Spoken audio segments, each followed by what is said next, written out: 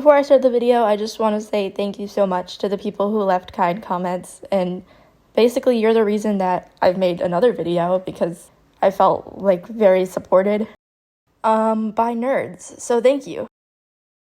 There are two genres of textbook male manipulators, the space nerds and the greasy dudes who play guitar in their basement. What if I told you that in the epic age of the 90s, none other than American rock band Weezer had a plan to merge these two genres to make the most nerdy thing yet, a space-themed rock opera, and it was going to be beautiful. Allow me to explain. If you watched my past video on Across the Sea, you'll know that following the thrust into fame due to the release of the Blue album, Rivers Cuomo fell into a depression that resulted in a lot of the themes and emotion present in their second album, Pinkerton. However, before he reached peak sad, Rivers Cuomo had planned for their second album to really shoot for the stars, as they say. Weezer's second album was originally planned to be a rock opera titled Songs from the Black Hole, with a tragic and romantic plot taking place in none other than outer space. Rivers Cuomo had planned out the whole narrative himself and assigned roles to each character. He, in classic Lin-Manuel Miranda fashion, cast himself as the lead. Brian Bell and Matt Sharp would be voicing the two male side characters. The two female characters had to be voiced by friends of the band. Laurel would be played by Rachel Hayden, and Maria would have been voiced by Joan Wasser, though unlike Hayden, she didn't have any vocals recorded for the project before it got scrapped. Any demos found on songs including Maria have Rivers Cuomo singing all of her parts in a slightly higher voice, so we haven't really gotten full realization of Maria's character. With the band being misunderstood and fit more into a box of just a nerd band, Rivers Cuomo decided that mainstream audiences wouldn't fully understand or appreciate a space-themed rock opera at the time, so he opted for a darker and rougher album that revolved more around the emotional expression rather than a plotline. This album would include reworked songs from projects as well as a few new ones, and it would be called Pinkerton. Many people, myself included, believe that pivoting to the creation of Pinkerton was a wise decision, but many fans enjoy debating that Songs from the Black Hole should have been a fully released album. Regardless of where you stand on the debate of Pinkerton versus Songs from the Black Hole, Rivers Cuomo's openness to fans has made it possible for us to get enough information on the abandoned project to put together a vague idea of what the story could have been. Pieces of the puzzle that is Songs from the Black Hole have been scattered throughout Weezer history. Today, I aim to gather these pieces and share with you my interpretation of how Songs from the Black Hole would have played out, as well as the deeper meaning of the story in relation to Rivers Cuomo himself. Songs from the Black Hole was set up to have just 6 characters, if you include the on-ship robot. That would be our certified self-insert character, Jonas, the 2 love interests, Maria and Laurel, 2 party guys, Juan and Dondo, and a little robot named M1, who would have been voiced by longtime friend of the band, Carl Cook. By far the most important characters other than Jonas are Maria and Laurel. Maria and Laurel essentially represent the bad and the good, to put it simply. Maria is a straight-up baddie who enjoys activities such as getting high in her pod, and rolling 20 on seduction of Jonas in her pod, and also cooking for some reason. She's hot-headed, reckless, and used to being able to get what she wants. Laurel is her polar opposite, and is described as a pure, kind, good girl who is close friends with Jonas and always there to listen to his troubles and be a means of support. If we take the meaning of the story a bit deeper, I would say that Maria is like a physical representation of a cliché rock star lifestyle. She represents what Rivers Cuomo hates and loves simultaneously. Following Weezer's sudden jarring fame, Rivers Cuomo was exposed to a completely different kind of life. He was given the opportunity to party, get a little freaky, tons of girls, do drugs, and the lifestyle did not fit Rivers in the slightest.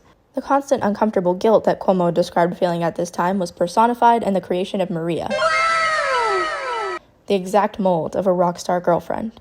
She represented the temptation that Rivers would have felt to do what he considered bad, but was also expected in his line of work, as well as what he thought he should be doing to be taken seriously in that scene. Just as Rivers describes his relationship with the rock scene, Jonas being with Maria would be fulfilling a temptation and an expectation, while also constantly causing him to feel out of place, with a sinking feeling that something is wrong. Continuing this metaphor, I would say that Laurel is a physical representation of the lifestyle Rivers Cuomo began to idealize after getting into the rock industry, and to some extent, the lifestyle he still wanted. She represents the wholesome vision of settling down in a simple little home where you are truly appreciated. Her character serves as a constant kind friend to Jonas, and once he realizes all he wants is to be understood and treated kindly, as he is with her, he already has an obligation to stay with Maria. This can parallel how, in his real life, after becoming a rock star, he originally embraced it before falling into a depression and temporarily attempting to turn his life upside down, ditching his band trademarks and having increasingly strained relationships with some of his bandmates. In the analogy of Songs from the Black Hole, Rivers tried to grasp at the Laurel type of life after experiencing the Maria one and still feeling unfulfilled, only to find that he didn't feel whole there either. You may be wondering, if this is a story of a love triangle with these two characters, who does he ultimately end up with? Who does he want, and by association, which life does he want? Sadly, the concept album was never fully realized, so we'll never truly know, but we, as Weezer fans, can make our own educated guesses as to how the events of the narrative would have played out.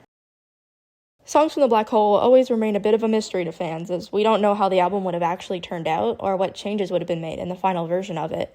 What we have now are scraps of a project that could have been, which can be left pretty ambiguous. Even the order of the songs would be different from draft to draft, making the overall order of events confusing to put together. With that being said, here's my interpretation of the story that could have been Songs from the Black Hole.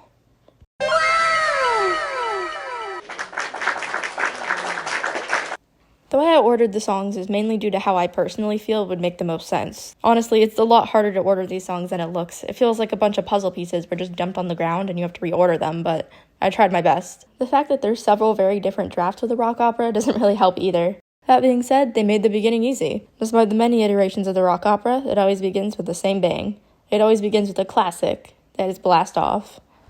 The ship takes off, and with it are character introductions. Jonas is instantly presented as the nervous, hesitant type of guy, and he is questioning if he's happy about the mission they've been sent on. To put it simply, bro is depressed. He's achieved a great honor by being chosen to go on this mission with the best of the best from his academy, but he still feels unfulfilled and uncertain. Enter Juan and Nando, the party boy side characters, and they're like, "Yes, let's get GTA wasted," and basically tell Jonas to stop being a buzzkill because they're going to have a great time partying and doing space stuff. And then the ship's robot reminds them of the importance of their mission, and Juan and Nando dismiss it by saying,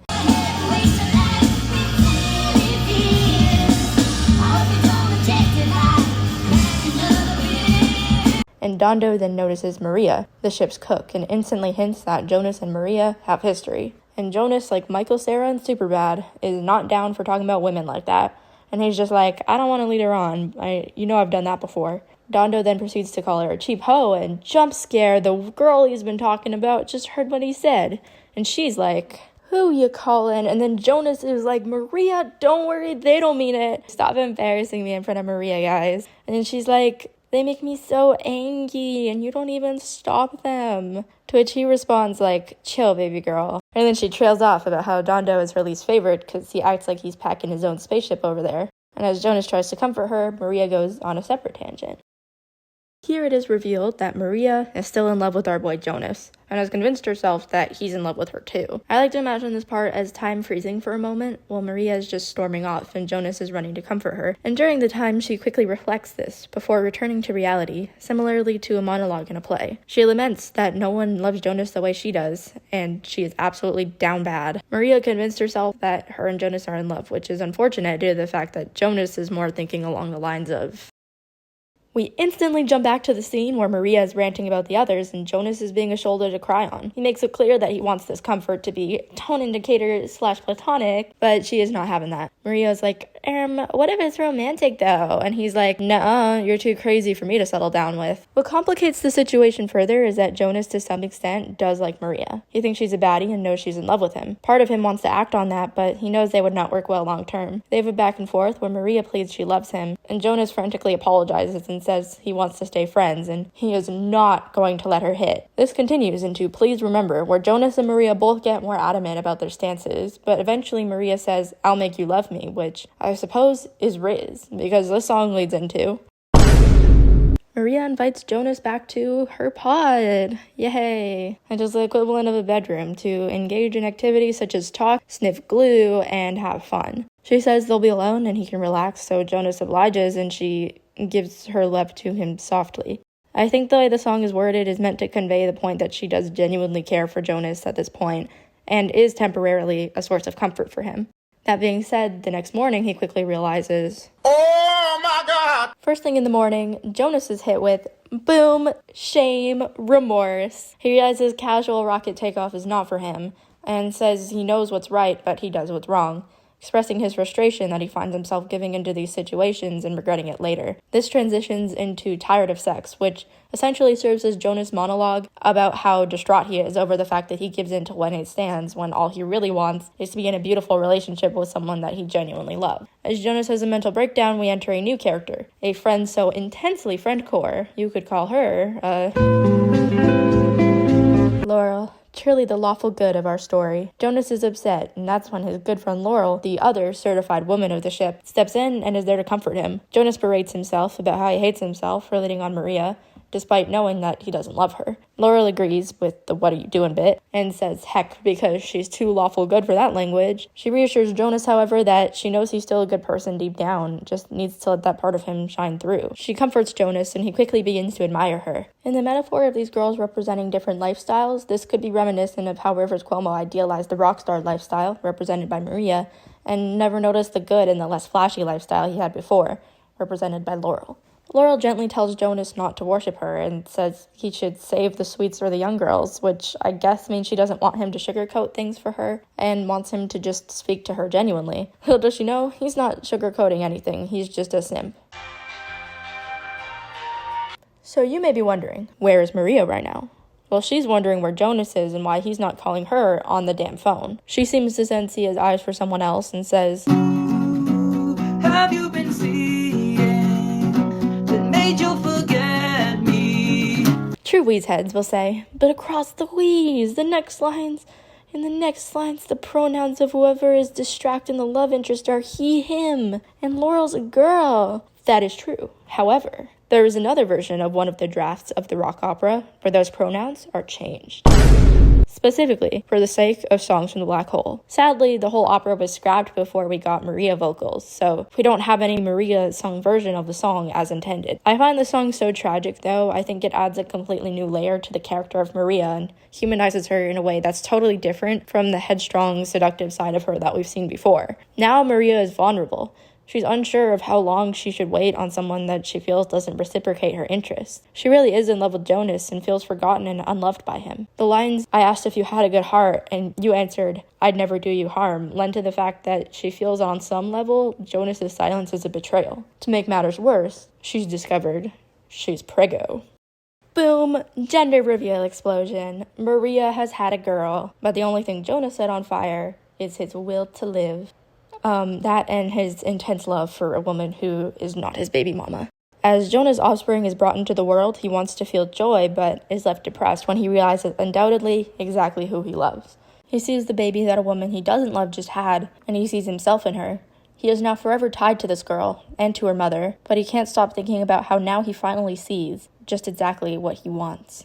Jonas realizes, now that he feels it's too late, that all he really wanted was a calm, sweet super friend. But now, he's in too deep with the person he thought of as more exciting initially, and that will not only affect his life, but his child's life for the rest of time. Despite this harsh reality, Jonas chases his new realization and confesses to Laurel.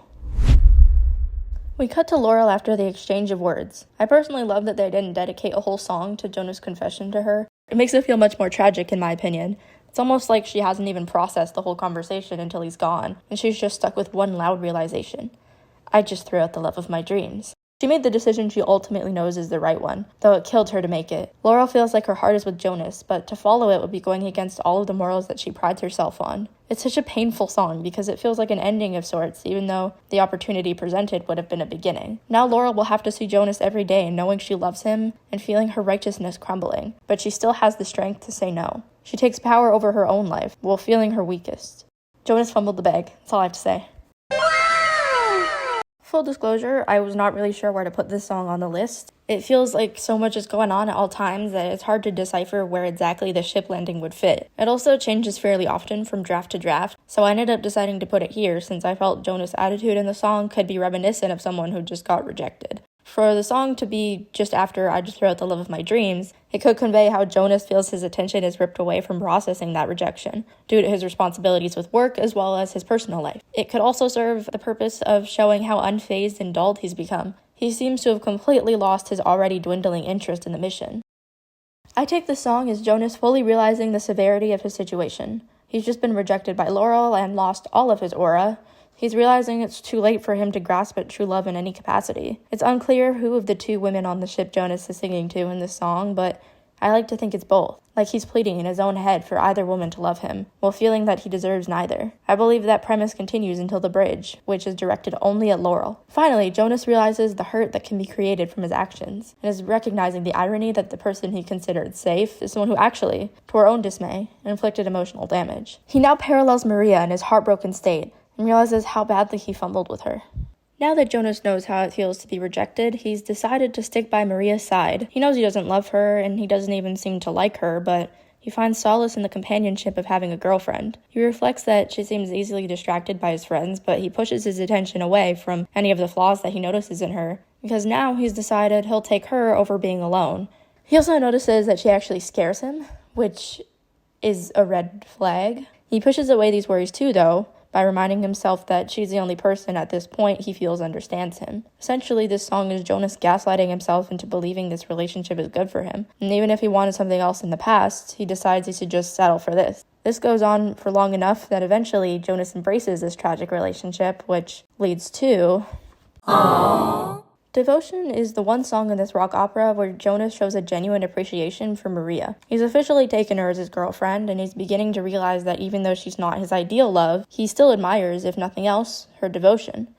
Maria's grown on him a little, and he's truly decided to devote himself to her. He tells Maria he regrets pushing her away in the beginning, though the memory of Laurel still lingers in his mind. He then tells her, "You never gave up devotion, waiting for me, you'll always be my girlfriend." He adds to himself, "I too, waiting for you, I'll always be your friend."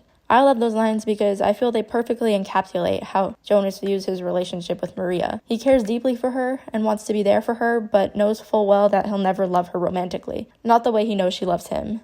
The next verses highlight how Jonas knows he loves Laurel, but decided she's got her own concerns, and Maria was with him all along. The song ends in a bittersweet but hopeful tone, suggesting that Jonas has begun to trust that Maria will be a constant in his life. That is, until...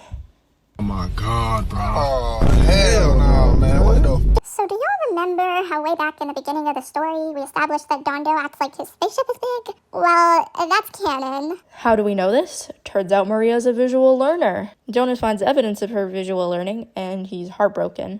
In response, Maria explains that she waited, and Dondo called her up when she was feeling lonely and gave her the love Jonas couldn't. She pleads with him that she wishes she could undo it, but labels it the situation what he made her do. She really put the gaslight and gaslight gatekeep girl boss for this one. With the false love he tried so hard to embrace falling apart in one fateful moment, Jonas leaves. Enter one of the saddest and most beloved Weezer songs. Longtime Sunshine is a beautiful song. I do not know how to stress this enough. It's actually so gorgeous. Between the simplicity of the instrumental and the pain lining Rivers Cuomo's voice in every lyric, the song presents a perfect moment of a genuine heart-to-heart with whoever is listening. For a moment, it feels as though he switches between himself and the persona of Jonas. The story is becoming more intertwined than ever. In the beginning verses, Rivers Cuomo sings about his own ponderings, of what other life paths he wonders if he should take. He laments about leaving all this behind and having a simple life, which brings us to the most tragic turn of events in the entirety of the rock opera. The members of the ship discover with Jonas and Maria's baby there aren't enough suits for everyone on the ship to return home safely. With nothing left to fight for, Jonas offers to give his suit to the baby, and he's left to die alone in space. In the bridge of Longtime Sunshine, Jonas traces over the what-ifs of if he'd chosen a simple life, and he says goodbye to all the things he's leaving behind.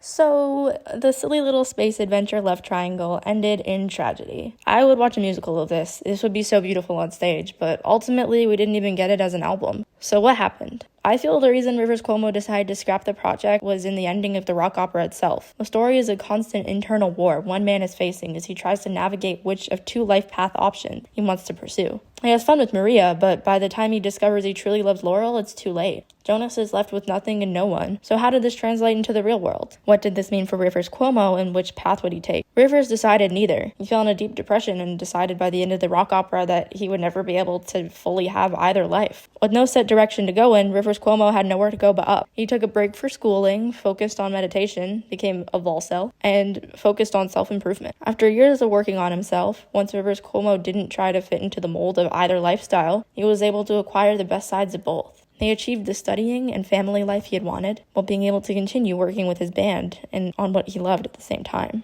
After learning to become unapologetically his complex self, Rivers Cuomo evolved from the Jonas who ended up with nothing to the Rivers who had the power to live his best life. As much as I wish I could have seen an officially released Songs from the Black Hole, I believe a part of the beauty of it is that it was scrapped. It was a reflection of Rivers Cuomo's life at the time, and the events laid out there lead to where the band is as a whole now. That being said, if they ever would want to release anything like this for Pinkerton's anniversary, I would give them all of my money and also my soul. Thank you for watching. P.S. If Maria as a character is an allegory for the rockstar lifestyle, would her baby technically be the Blue Album? Leave your thoughts in the comments.